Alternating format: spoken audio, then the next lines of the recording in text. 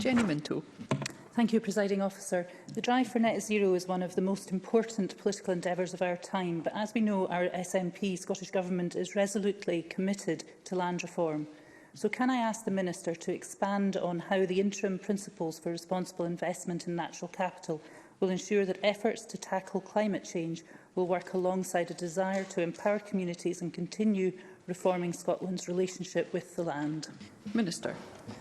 Thanks, Presiding Officer, and I thank Jenni Minto for the question, because the interim principles for responsible investment in natural capital are exactly about ensuring that much-needed environmental investment that of course we need, that supports our land reform objectives, is responsible and that it benefits communities.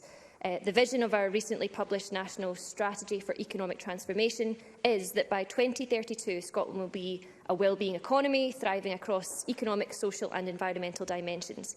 And the interim principles have a really important part to play as early action in that regard. And I quoted one of the principles that related to food supply to Rhoda Grant, and I would just draw Jenni Minto's attention to some of the others, including that investment in and use of Scotland's natural capital should create benefits that are shared between public, private and community interests, contributing to a just transition.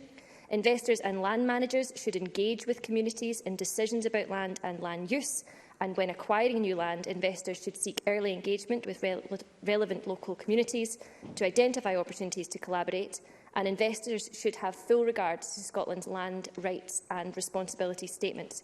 We will use these principles to now underpin a much wider discussion and to ensure that our policy development responds to what is a very rapidly developing market.